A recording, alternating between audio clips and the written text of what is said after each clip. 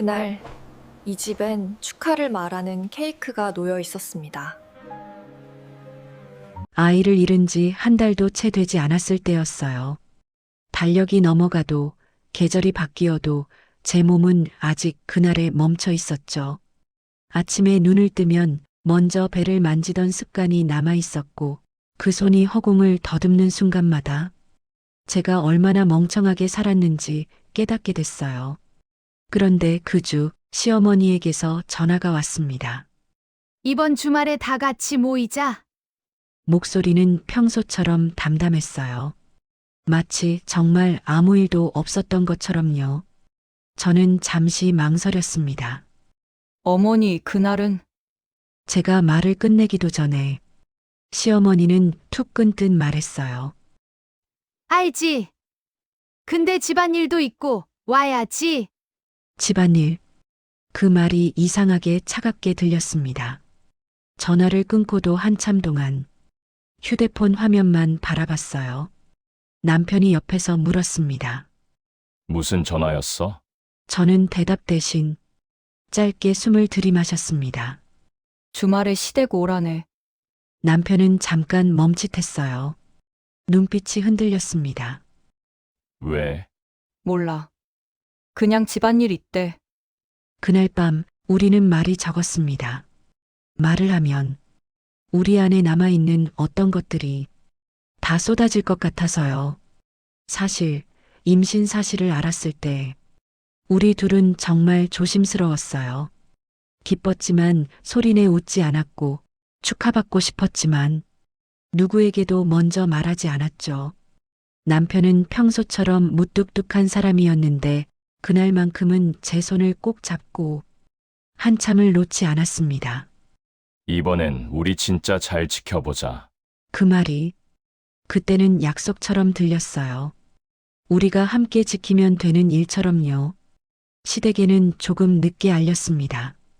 시어머니가 잠깐 웃으시더니 제게 이렇게 말했어요. 그래도 네가 이제 애 낳으면 우리 집이 좀 살겠다. 저는 그때도 웃었습니다. 그 말이 무슨 뜻인지 아는 척하지 않으려고요. 그저 네, 어머니. 그 한마디로 넘어갔죠. 시간이 지나면서 제 하루는 달라졌어요. 계단을 한 칸 올라가도 숨이 찼고 냄새 하나에도 울렁거렸고 작은 통증에도 괜찮나? 하고 스스로를 확인했습니다.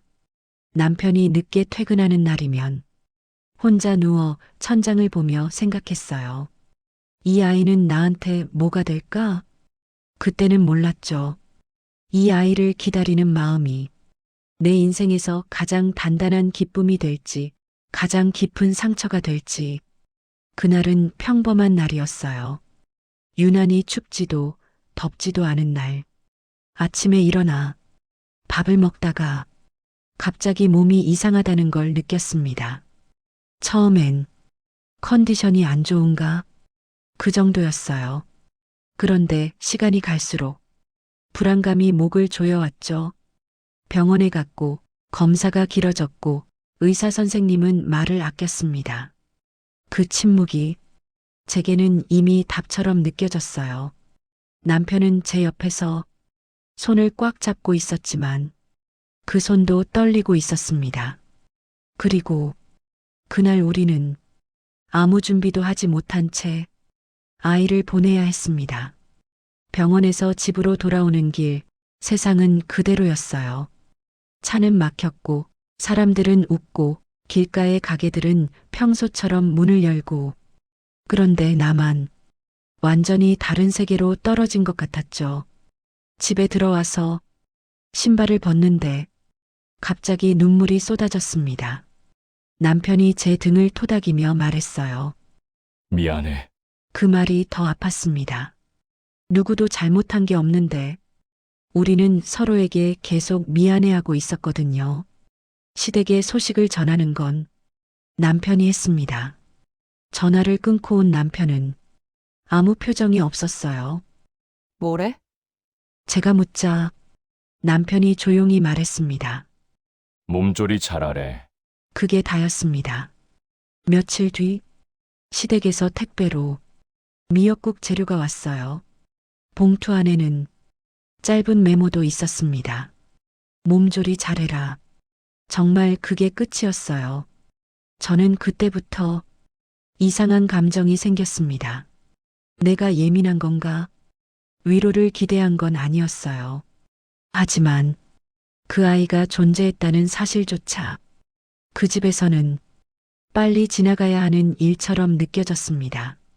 무슨 말을 하면 제가 분위기를 망치는 사람 같았고, 침묵하면 정말 아무 일도 없던 사람이 되는 것 같았어요.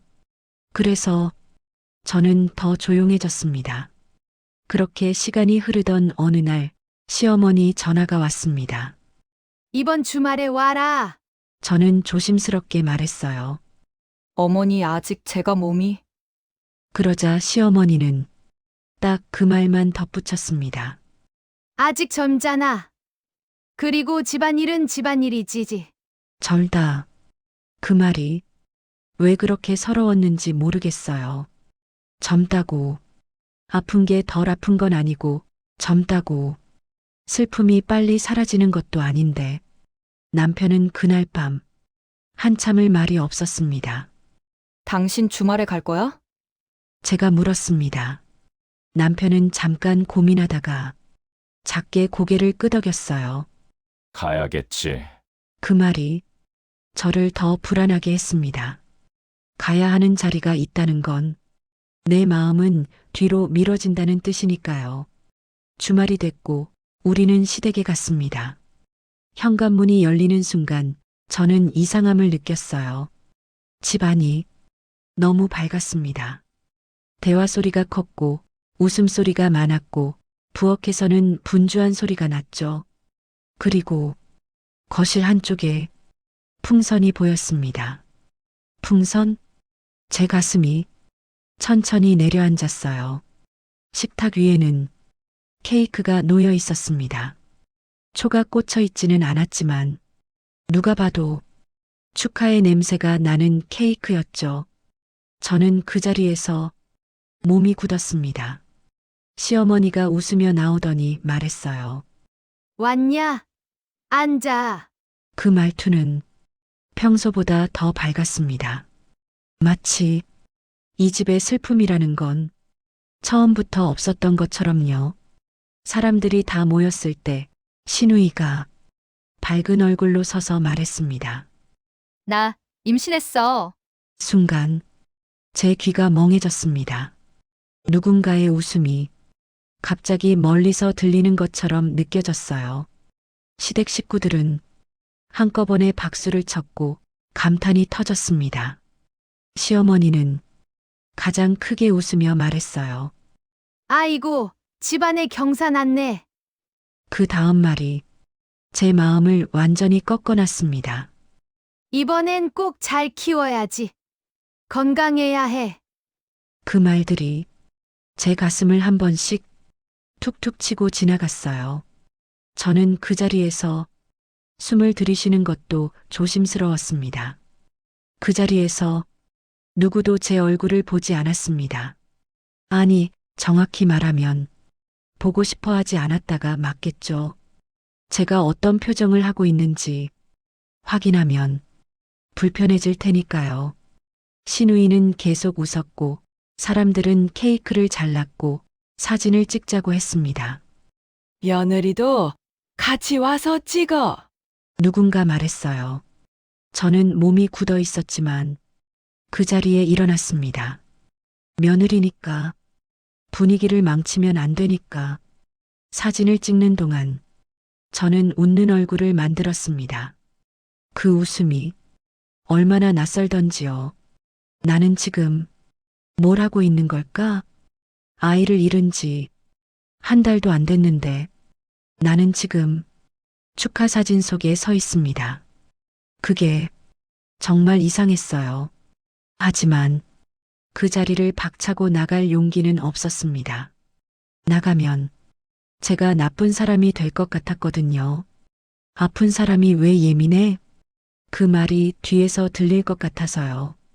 식사가 시작됐고 시어머니는 정말 신이 나 보였습니다. 아유, 이제 우리 집도 살겠다. 그러면서 제게는 밥을 더 뜨라고 국을 더 떠오라고 자연스럽게 시켰습니다. 저는 아무 말 없이 일어났습니다. 그때 시어머니가 시누이 배를 쓰다듬으며 말했어요. 우리 애기, 할머니가 얼마나 기다렸는지 알아? 그 장면을 보는데 가슴이 쪼개지는 줄 알았습니다. 나도 기다렸는데, 나도 할머니, 할아버지, 엄마, 아빠 다 기다렸는데, 하지만 아무 말도 못했어요. 그 집에서는 내 슬픔이 끝난 이야기였거든요. 집으로 돌아오는 길, 차 안은 무거웠습니다. 남편은 운전대를 잡고 말이 없었고 저도 말이 없었습니다. 한참 지나서 남편이 조심스럽게 말했어요. 힘들었지. 그 한마디에 눈물이 올라왔는데 저는 그걸 꾹 눌렀습니다. 괜찮아. 그렇게 말해야 우리 둘이 무너지지 않을 것 같았거든요.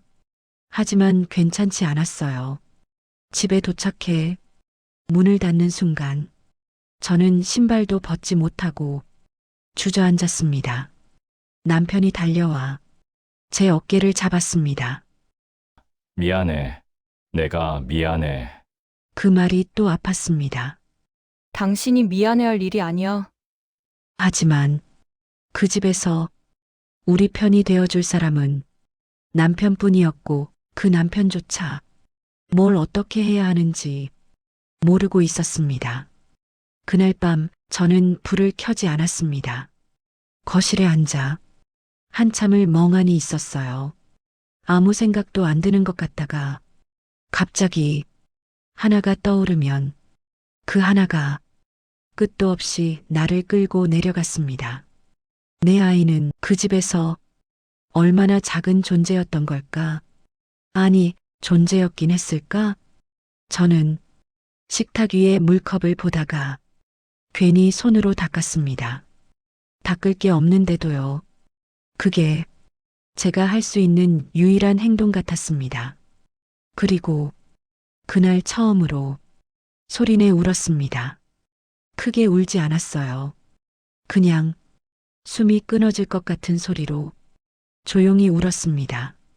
그 이후로 저는 시댁에 가는 횟수가 줄었습니다. 남편은 처음엔 한 번만 참자. 라고 말했지만 시간이 갈수록 그 말도 줄어들었습니다. 우리는 알고 있었거든요. 참는다고 해결되는 일이 아니다라는 걸요. 어느 날 시어머니가 또 전화했습니다. 너 왜 요즘 안 오냐? 저는 잠시 고민하다가 말했어요. 어머니, 제가 아직 마음이 그러자 돌아온 말은 이랬습니다. 마음은 마음이고 집안일은 집안일이야. 저는 그 순간 확실히 알았습니다. 이 집에서 내 마음은 늘 나중이라는 것을요. 시간이 조금 지나고 나서야 저는 제 스스로를 인정할 수 있었습니다. 내가 예민한 게 아니었다는 것, 내가 이상한 사람이 아니었다는 것, 슬픔에는 각자의 속도가 있는데 그 집은 그 속도를 허락하지 않았던 거예요. 그리고 그날 케이크가 놓여있던 식탁 앞에서 저는 처음으로 배웠습니다. 가족이라는 이름 안에서도 누군가는 조용히 사라질 수 있다는 걸요. 지금도 가끔 생각합니다. 그 자리에 끝까지 앉아 있었던 내가 정말 강했던 건지 아니면 너무 오래 참는 법만 배운 건지 여러분이라면 그날 그 자리에서 어떻게 하셨을까요? 끝까지 앉아 웃어주셨을까요? 아니면 조용히 자리를 나왔을까요?